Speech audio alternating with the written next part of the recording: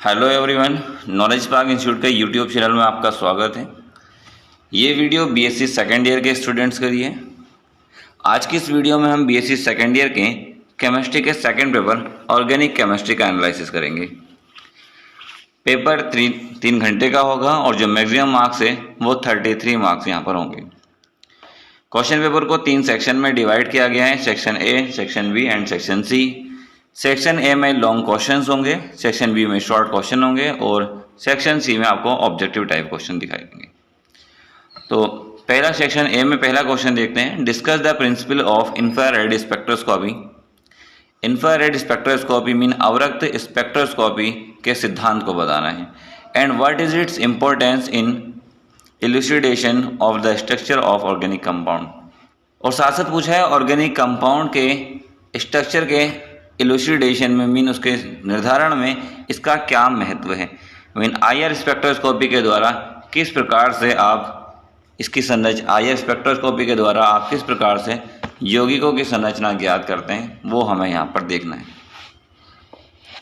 तो IR spectroscopy में IR radiation का यूज़ किया जाता है। इसकी जो फ्रिक्वेंसी रेंज होती है वो 5000 से 663 सेमी इनवर्स ली जाती है। ये रेडिएशन काफ़ी वीक एनर्जी वाली होती है, जिसकी वजह से मॉलिक्यूल में सिर्फ स्ट्रेचिंग और बाइंडिंग हो सकता है। मीन केवल तनन और बंकन उत्पन्न हो सकता है। आप उसकी जब भी किसी यौगिक पर इसको डालते हैं आईआर रेडिएशन को, तो उसमें तनन या बंकन होता है, वो एब्जॉर्ब कर लेती है कुछ रेडिएशन को। उस दूसरी रेडिएशन को मतलब कि नॉन कंपाउंड होता है जो हमारे पास ज्ञात यौगिक होता है, उससे तुलना करके यौगिकों की संरचना ज्ञात कर ली जाती है। इसके बाद क्वेश्चन नंबर 2 की तरफ देखें। अथवा करके यहाँ पे दूसरा क्वेश्चन और दिया हुआ है। What are glycols. ग्लाइकोल्स क्या है। Give any 2 methods for preparation of ethylene glycol.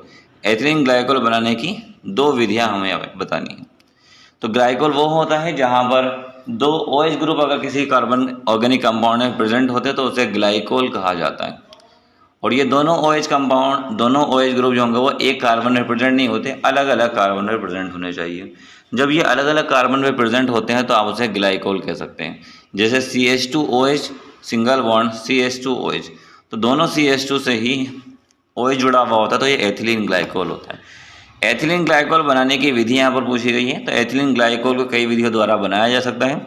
आप कोई सी भी 2 विधि लिखें। जैसे एथिलीन की ऑक्सीजन से रिएक्शन करा दी जाए पोटेशियम परमैंगनेट के प्रेजेंस में तो बन जाता है, और एथिलीन की आप HOCl से रिएक्शन कराएं तो भी बन जाता है। इसके अलावा एथिलीन ऑक्साइड का हाइड्रोलिसिस कर लिया जाए तो भी एथिलीन ग्लाइकोल बन जाता है। तो कोई सी भी 2 विधि यहाँ पर लिखी जा सकती है। इसके साथ में दूसरा क्वेश्चन और दिया हुआ है यहाँ पर। पिनाकोल पिनाकोलोन पुनर्विन्यास की क्रियाविधि का वर्णन कीजिए। Mean describe the mechanism of pinacol pinacolone rearrangement. तो पिनाकोल क्या होता है। पिनाकोल होता है 1,2-डाईओल वाले कंपाउंड को पिनाकोल कहते हैं, और पिनाकोलोन हो जाता है कि कार्बोनिल कंपाउंड है। तो 1,2-डाईओल कंपाउंड का कार्बोनिल कंपाउंड में कन्वर्ट हो रहा है ना, जिस एसिडिक मीडियम के प्रेजेंस में जब भी कोई 1,2-डाईओल कंपाउंड एसिडिक मीडियम में एसिडिक कंडीशन में कार्बोनिल कंपाउंड में कन्वर्ट हो जाता है तो इस रिएक्शन को पिनाकोल पिनाकोलोन रिएक्शन कहते हैं। तो पिनाकोल पिनाकोलोन रिएक्शन को इस तरीके से लिखा जा सकता है। इसके बाद क्वेश्चन नंबर 2 की तरफ देखें। तो क्वेश्चन नंबर 2 में कहा है explain the mechanism of the following reaction. आपको यहाँ पर मैकेनिज्म लिखना है केनिजारो रिएक्शन का और परकिन रिएक्शन का। मीन दोनों अभिक्रियाओं की यहाँ पर क्रियाविधि आपको लिखनी है, केनिजारो की भी और परकिन की भी। अब केनिजारो रिएक्शन क्या है अगर हम ये समझे, केनिजारो रिएक्शन एल्डिहाइड्स के द्वारा दी जाती है। ऐसे एल्डिहाइड्स जिसमें अल्फा हाइड्रोजन प्रेजेंट नहीं होता, जब आप उसकी सोडियम हाइड्रोक्साइड से रिएक्शन कराते हैं तो एक मॉलिक्यूल का तो ऑक्सीडेशन हो जाता है और दूसरे का रिडक्शन हो जाता है। मीन एक अल्कोहल बन जाता है, दूसरा कार्बोक्सिलिक एसिड बन जाता है। जनरली फॉर्मेल्डिहाइड और बेंजल्डिहाइड केनिजारो रिएक्शन देते हैं। तो इसमें फॉर्मेल्डिहाइड होगा या बेंजल्डिहाइड होगा। जब आप उसमें सोडियम हाइड्रोक्साइड की रिएक्शन कराते हैं तो अल्कोहल और कार्बोक्सिलिक एसिड बन जाता है। याद रखेंगे केनिजारो रिएक्शन में अल्फा हाइड्रोजन एब्सेंस होता है एल्डिहाइड। मीन ऐसे एल्डिहाइड जिसमें अल्फा हाइड्रोजन नहीं होगा वे केनिजारो रिएक्शन देते हैं। इसके बाद दूसरी रिएक्शन आती है परकिन रिएक्शन। परकिन रिएक्शन में कहा है यहाँ पर परकिन रिएक्शन क्या होती है। देखिए परकिन रिएक्शन में जो एरोमेटिक एल्डिहाइड होता है आप उसकी रिएक्शन कराते हैं एसिटिक एनहाइड्राइड से। प्रेजेंस ली जाती है सोडियम एसीटेट की, मीन किसी भी एरोमेटिक एल्डिहाइड की सोडियम एसीटेट के प्रेजेंस में एसिटिक एनहाइड्राइड से रिएक्शन कराते हैं, जिससे अल्फा बीटा अनसैचुरेटेड एसिड बन जाता है। एक एसिड बनेगा जिसे आप अल्फा बीटा अनसैचुरेटेड एसिड कह सकते हैं। जैसे अगर आप बेंजल्डिहाइड लेते हैं तो आपको सिनेमिक एसिड यहाँ पर बन जाता है। तो रिएक्शन कहलाती है परकिन रिएक्शन, आपको उसका मैकेनिज्म यहाँ पर करना है। इसके बाद अगर यहाँ पे अथवा में दिया हुआ है how is di ethyl ether prepared in laboratory, lab में किस प्रकार से डाई एथिल ईथर बनाया जाता है and give its reaction with the following, और इसकी रिएक्शन भी दिखानी है PCl5 से, HI से, एसिटिल क्लोराइड से और हैलोजन से। तो डाई एथिल ईथर को अगर लैब में बनाना है तो आप एथिल अल्कोहल को सल्फ्यूरिक एसिड के प्रेजेंस में गर्म करते हैं। एथिल अल्कोहल को जब सल्फ्यूरिक एसिड के प्रेजेंस में गर्म किया जाता है तो उससे डाई एथिल ईथर बन जाता है। इसके अलावा विलियमसन सिंथेसिस से भी इसको बनाया जा सकता है। तो विलियमसन सिंथेसिस से ही वैसे लैब में बनाया जाता है। विलियमसन सिंथेसिस में आप किसी भी एल्किल हैलाइड को सोडियम एल्कोक्साइड के साथ गर्म करते हैं। एल्किल हैलाइड को सोडियम एल्कोक्साइड के साथ गर्म करेंगे तो उससे डाई एथिल ईथर बन जाता है। अब इसकी रिएक्शन भी यहाँ पर बतानी है। तो रिएक्शन में अगर देखा है तो डाई एथिल ईथर जब PCl5 से रिएक्शन करता है तो PCl5 से रिएक्शन करने के बाद ये इथाइल क्लोराइड POCl3 और HCl बनाएगा। मीन इथाइल क्लोराइड ये मेन कंपाउंड बनाएगा। 2 मोलिक्यूल PCl5 के यहाँ पे लिए जाएंगे और 2 मोलिक्यूल आप डाई इथाइल ईथर के लेंगे। तो इथाइल क्लोराइड बनेगा, POCl3 बन जाएगा और HCl यहाँ पर कंपाउंड बनेगा।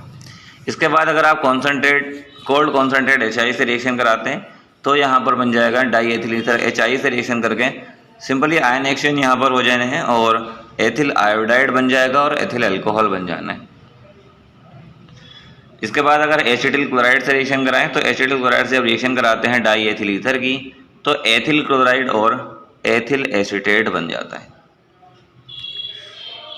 और अगला पॉइंट में कहा यहाँ पर halogen in absence of light, प्रकाश की अनुपस्थिति में हैलोजन से अभिक्रिया। जब हैलोजन से अभिक्रिया कराते हैं प्रकाश की अनुपस्थिति में तो एल्काइल ग्रुप पे ये इसका अटैक करता है और 1 क्लोरो डाई एथिल ईथर बना लेता है। 1 क्लोरो डाई एथिल ईथर बना लेगा। इसके बाद क्वेश्चन नंबर नेक्स्ट की तरफ देखते हैं। क्वेश्चन 3 यहाँ पर है। क्वेश्चन 3 में कहा है what are the different types of monohydroxy acids. Monohydroxy acids के अलग अलग टाइप्स बताने हैं and discuss the action of heat on alpha beta and gamma hydroxy acid, और alpha beta gamma hydroxy acid पर हीट के इफेक्ट मतलब क्या ऊष्मा के प्रभाव को ही बताना है। तो पहले मोनोहाइड्रोक्सी एसिड्स क्या होते हैं। मोनोहाइड्रोक्सी एसिड ऐसे होते हैं, ऐसे कार्बोक्सिलिक एसिड जिसमें OH ग्रुप भी प्रेजेंट होगा उसको आप मोनोहाइड्रोक्सी एसिड कहेंगे। मोनोहाइड्रोक्सी कार्बोक्सिलिक एसिड होते हैं, इसमें एक COOH ग्रुप भी प्रेजेंट होता है और एक OH ग्रुप भी प्रेजेंट होता है। जैसे टार्ट्रिक एसिड है, लैक्टिक एसिड है, सिट्रिक एसिड है, मैलिक एसिड है, ये यहाँ इसके मोनोहाइड्रोक्सी एसिड्स के ही एग्जाम्पल्स हैं। अब इसके प्रकार भी यहाँ पर बताने थे कि यहाँ कितने टाइप्स हैं। तो ये अल्फा बीटा गामा 3 टाइप्स यहाँ पर बनाए जा रखे हैं। डिपेंड करता है कि जो OH ग्रुप है वो कहाँ पर प्रेजेंट है। अगर OH ग्रुप COOH ग्रुप से अगले वाले कार्बन में प्रेजेंट होता है तो उसे अल्फा हाइड्रोक्सी कहा जाएगा, और वो बीटा वाले कार्बन में प्रेजेंट होगा तो बीटा हाइड्रोक्सी एसिड होगा। इस तरीके से अगर गामा वाली पोजीशन पे प्रेजेंट होगा तो आप उसे गामा हाइड्रोक्सी एसिड्स कह सकते हैं। इस पर टेम्परेचर के इफेक्ट को भी बताना है। जब आप अल्फा हाइड्रोक्सी एसिड्स को गर्म करते हैं तो वहाँ पे 2 वाटर मॉलिक्यूल बाहर निकल जाते हैं और एक साइक्लिक कंपाउंड बन जाता है जिसे आप लैक्टाइड भी कह सकते हैं। जबकि अगर हम बीटा वाले की बात करें तो जो बीटा कंपाउंड होता है, अगर बीटा कंपाउंड को मीन बीटा हाइड्रोक्सी एसिड को आप हीट करते हैं तो 1 वाटर मॉलिक्यूल लॉस हो जाता है और यहाँ पर alpha beta unsaturated carboxylic acid obtain हो जाता है। और इसी तरीके से अगर गामा मोनोहाइड्रोक्सी एसिड्स को आप गर्म करते हैं तो गामा मोनोहाइड्रोक्सी एसिड को गर्म करने पर भी 1 वाटर मॉलिक्यूल बाहर हो जाएगा और 1 वाटर मॉलिक्यूल बाहर होने के साथ साथ यहाँ पे भी साइक्लिक कंपाउंड बनेगा जिसे आप लैक्टोन कह सकते हैं। तो इस तरीके से यहाँ पर तीनों पर अल्फा बीटा गामा पर तीनों पर जब आप हीट का इफेक्ट करते हैं तो तीनों में ही वाटर मॉलिक्यूल बाहर निकल जाते हैं। इसके बाद सेकंड कंडीशन यहाँ पर दी, सेकंड क्वेश्चन यहाँ पर दिया हुआ है discuss the mechanism of decarboxylation. Decarboxylation के मैकेनिज्म को यहाँ पर एक्सप्लेन करना है। डीकार्बोक्सिलेशन, जहाँ पर कार्बन डाइऑक्साइड बाहर निकल जाती है। डीकार्बोक्सिलेशन में सोडियम सोल्ट लिया जाता है कार्बोक्सिलिक एसिड का, उसके आप सोडा लाइम से रिएक्शन कराते हैं, तो सोडा लाइम से रिएक्शन करने के बाद कार्बन डाइऑक्साइड गैस बाहर निकल जाती है और एल्केन ऑब्टेन होता है। इस रिएक्शन को आप डीकार्बोक्सिलेशन कह सकते हैं। और करके यहाँ पर दूसरा क्वेश्चन दिया हुआ है, mechanism of acid catalyse dehydration of alcohol. यहाँ पर डिहाइड्रेशन बताना है अल्कोहल का। तो अल्कोहल का जब आप डिहाइड्रेशन करते हैं तो अल्कोहल का डिहाइड्रेशन करने पर एल्कीन ऑब्टेन होता है। मीन आप उसको अल्कोहल को जब सल्फ्यूरिक एसिड के प्रेजेंस में गर्म कर देंगे तो वाटर मॉलिक्यूल बाहर हो जाता है और एल्कीन बन जाती है। दूसरी रिएक्शन यहाँ पर गैब्रियल थैलेमाइड रिएक्शन है। तो गैब्रियल थैलेमाइड रिएक्शन में आप पहले जो थैलेमाइड होता है, आप थैलेमाइड कंपाउंड को पोटेशियम हाइड्रोक्साइड से रिएक्शन कराते हैं। पोटेशियम हाइड्रोक्साइड से रिएक्शन कराने पर पोटेशियम थैलेमाइड बन जाता है। पोटेशियम थैलेमाइड एल्किल हैलाइड से रिएक्शन करता है, जिससे एन एल्किल थैलेमाइड ऑब्टेन होता है। एल एल्किल थैलेमाइड को आप सोडियम हाइड्रोक्साइड से रिएक्शन कराएंगे, जिससे सोडियम थैलेट बन जाएगा और प्राइमरी एमीन बन जाती है। तो गैब्रियल थैलेमाइड रिएक्शन के द्वारा आप प्राइमरी एमीन का प्रिपरेशन कर सकते हैं। इसके बाद अगला पॉइंट यहाँ पर दिया हुआ है, laboratory preparation of nitrobenzene. Nitrobenzene बनाने की प्रयोगशाला विधि भी यहाँ पर बतानी है। तो नाइट्रोबेंजीन की प्रयोगशाला विधि बनाने के लिए, नाइट्रोबेंजीन को प्रयोगशाला में बनाने के लिए आप बेंजीन का नाइट्रेशन कर लेते हैं। बेंजीन का नाइट्रेशन करने के लिए आप बेंजीन को कॉन्सेंट्रेट सल्फ्यूरिक एसिड के प्रेजेंस में नाइट्रिक एसिड से रिएक्शन करा देंगे, जिससे उसका नाइट्रेशन हो जाएगा। NO2 ग्रुप बेंजीन रिंग पर जाकर जुड़ जाता है और नाइट्रोबेंजीन बन जाती है। तो ये लॉन्ग क्वेश्चन इस तरीके से यहाँ पे कंप्लीट हो जाते हैं। इसके बाद सेक्शन बी आता है। सेक्शन बी में शॉर्ट आंसर टाइप क्वेश्चन दिए हुए हैं। अटेम्प्ट एनी 5 क्वेश्चन, यहाँ पर आपको कुछ 5 क्वेश्चन, यहाँ पर कोई से भी 5 क्वेश्चन आपको सॉल्व करने हैं। जैसे पहला क्वेश्चन यहाँ पर दिया हुआ है, discuss the structure of carbonyl group. Carbonyl group की संरचना की विवेचना कीजिए। आपको कार्बोनिल ग्रुप के बारे में यहाँ पर एक्सप्लेन करना है। तो carbonyl group C double bond O group जिसे कहा जाता है जनरली, CO ग्रुप जो होता है वो कार्बोनिल ग्रुप ही होता है। कार्बन और ऑक्सीजन के बीच में यहाँ पर डबल बॉन्ड बनाते हैं।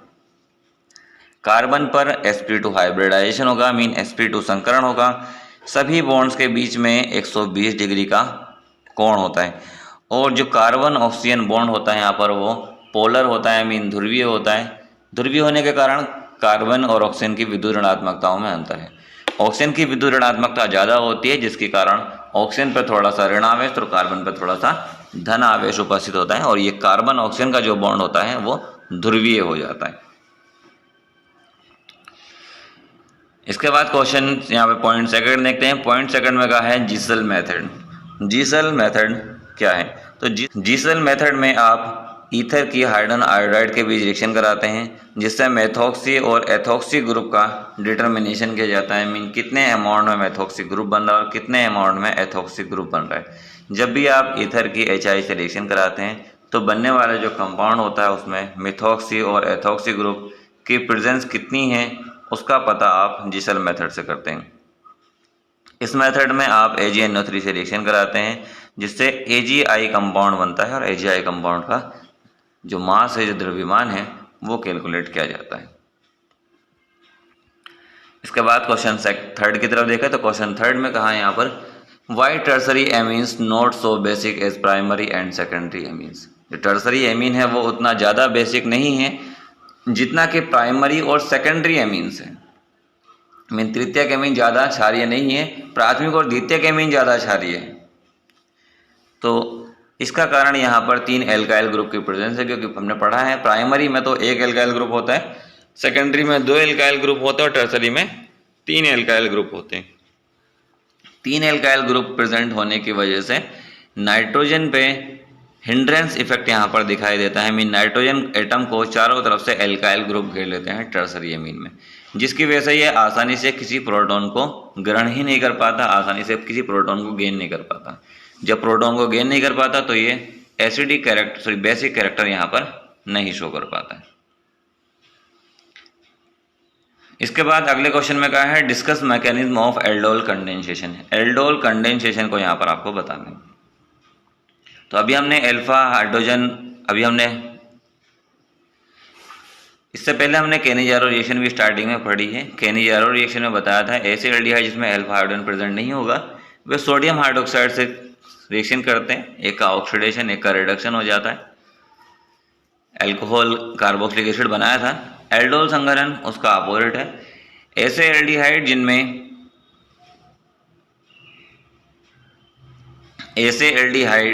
जिनमें अल्फा हाइड्रोजन प्रेजेंट होता है, अल्फा हाइड्रोजन वाले एल्डिहाइड या कीटोन्स वे दो अणु सोडियम हाइड्रोक्साइड के प्रेजेंस में आपस में जुड़ जाते हैं और बीटा हाइड्रोक्सी एल्डिहाइड बना लेते हैं।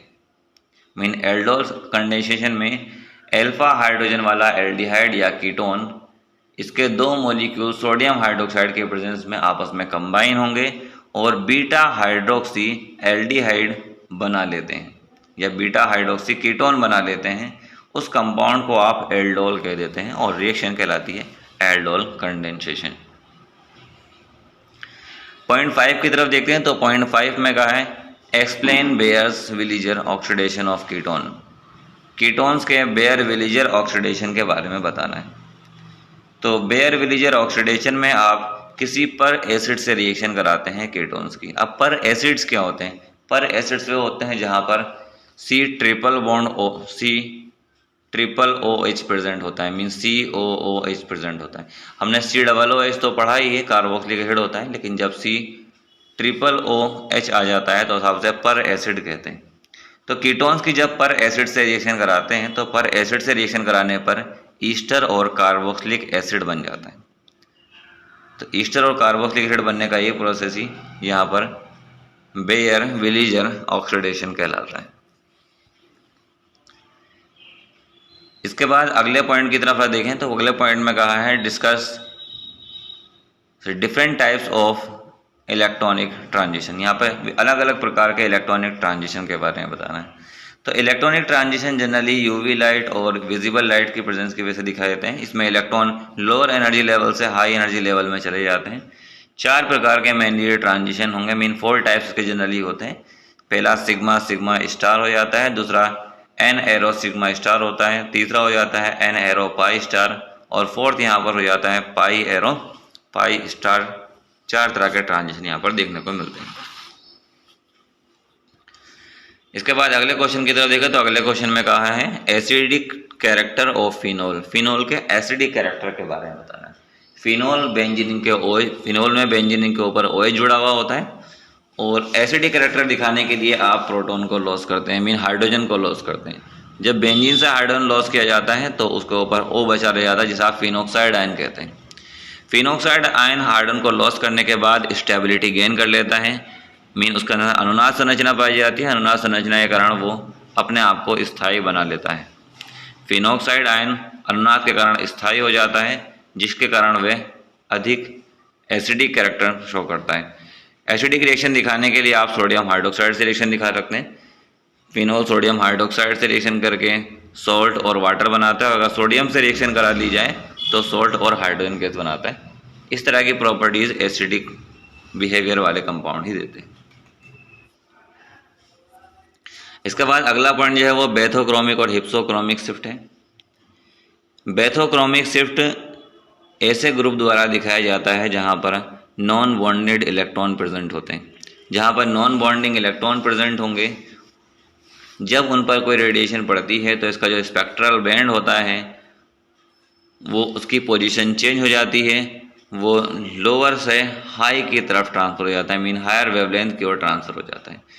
इसे आप रेड शिफ्ट भी कह सकते हैं, मीन क्योंकि हायर वेवलेंथ होती है और रेड कलर की होती है, तो जो स्पेक्ट्रल बैंड है वो रेड कलर की ओर शिफ्ट हो जाता है। इसे आप इसे रेड शिफ्ट भी कहा जा सकता है।